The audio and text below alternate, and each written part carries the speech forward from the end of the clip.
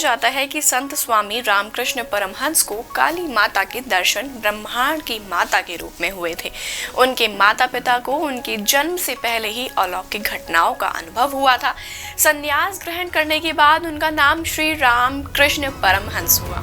स्वामी विवेकानंद उनके परम शिष्य थे। तो नमस्कार, मैं कृतिका आप सभी का स्वागत करती हूँ प्रभात प्रकाशन के YouTube चैनल पर। तो चलिए शुरुआत करते हैं आज की इस वीडियो की। संत रामकृष्ण परमहंस का आध्यात्म पर चर्चा करना बहुत पसंद था। एक बार वह नागगुरु तोतापुरी के साथ बैठे थे। धुनी चल रही थी और ज्ञान पर चर्चा हो रही थी। तभी एक माली वहां से गुजरा और उसने धुनी से अपनी चिलम में भरने के लिए कुछ कोयले ले लिए। तोतापुरी जी को माली का इस तरह पवित्र धुनी छूना बुरा लगा। उन्होंने उसे अपशब्द कह दिए। माली हमेशा स्वामी जी के धुनी से कोयले लेकर चिलम भरा करता था। इस घटना पर स्वामी जी जोर जोर से हंसने लगे। नागा गुरु ने कहा कि माली ने पवित्र अग्नि को छूकर अपवित्र कर दिया। इस पर परमहंस ने कहा कि मुझे नहीं पता था कि किसी के छूने भर से कोई वस्तु अपवित्र हो जाती है। यह सुनकर नागगुरु ने माली से क्षमा मांगी। रामकृष्ण परमहंस को दक्षिणेश्वर में पुजारी की नौकरी मिली। 15 दिन बाद ही मंदिर कमेटी के सामने उनकी पेशी हो गई। उनके विरुद्ध शिकायतें पहुंची थी दोस्तों। किसी ने कहा कि वह खुद चख कर भगवान को भोग लगाते हैं, फूलों को सूंघकर भगवान के चरणों में अर्पित करते हैं। इस पर कमेटी के सदस्यों के समक्ष स्वामी रामकृष्ण परमहंस ने सहज भाव से कहा कि मैं बिना सूंघे भगवान पर फूल क्यों चढ़ाऊं? पहले देख लेता हूँ कि उस फूल से सुगंध आ भी रही है या नहीं। चखकर भोग लगाने की शिकायत पर उन्होंने कहा कि मुझे अपनी माँ की याद है कि वह भी ऐसा ही करती थी। जब कोई चीज बनाती थी तो चख कर देख लेती थी और तब मुझे खाने को देती थी। मैं भी चख कर देखता हूँ कि किसी भक्त ने भोग के लिए जो चीज लाई है वह भगवान को देने योग्य है या नहीं। यह सुनकर कमेटी के सदस्य निरुत्तर हो गए। उनके पास किसी भी प्रकार का कोई उत्तर नहीं शेष रहा।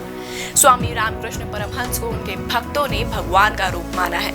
यह बात पूरी तरह से सच भी दिखाई देती है, क्योंकि स्वामी परमहंस जी मृत्युलोक में अकेली ऐसी विभूति कहे जा सकते हैं जो परम ब्रह्मा का साक्षात्कार करने की समाधि अव्यवस्था से बार बार लौटकर संसार में विचरण करते हैं। गोस्वामी तुलसीदास ने रामचरितमानस में कहा है कि सोई जाने जेहि देहु जनाई, जाना तुम ही होई जाई। अर्थात जो ईश्वर को एक बार समाधि अवस्था में प्राप्त कर लेता है वह लौटकर संसार में नहीं आता और परम समाधि अवस्था ही ईश्वर अवस्था में परिवर्तित हो जाती है। लेकिन स्वामी रामकृष्ण परमहंस जो भगवान रूप है वह बारंबार संसार में अपने भक्तों के लिए विचरण करते हुए दिखाई देते हैं। ईश्वर दर्शन के लिए स्वामी रामकृष्ण परमहंस ने अपने भक्तों से एक बार कहा था कि ईश्वर की प्राप्ति तभी संभव है जब मन का सारा कलुष मिटाकर आत्मा को परमात्मा की तरह विषय विकारहीन कर लिया जाए। स्वामी जी बार बार कहते हैं कि कंचन और कामिनी की तृष्णा रहते हुए ईश्वर की प्राप्ति संभव नहीं है। अपने पूरे जीवन में कभी पैसे को हाथ नहीं लगाया। उनके इस व्यवहार और नियम की परीक्षा के लिए एक बार कुछ लोगों ने उनके बिस्तर में कुछ सिक्के छुपा दिए तो स्वामी जी पूरी रात सो नहीं सके और सुबह उठकर देखा तो उनकी पीठ पर छाले पड़े हुए थे। भगवान प्राप्ति के लिए साधना को महत्वपूर्ण बताने वाले स्वामी परमहंस जी महाराज ने अपने भक्तों से एक बार कहा कि हवन कुंड में प्रज्वलित आग के बीच अगर आप गीली लकड़ी डाल दे तो वह नहीं जलेगी। सूखी लकड़ी जल जाएगी, लेकिन गीली लकड़ी प्रज्वलित आग में धुआं उत्पन्न करने से ज्यादा कुछ और नहीं करेगी। ऐसे में भी अगर प्रज्वलित आग के बीच गीली लकड़ी का टुकड़ा पड़ा रहे तो आग अपनी गर्मी से उस गीली लकड़ी की नमी को सोख लेगी।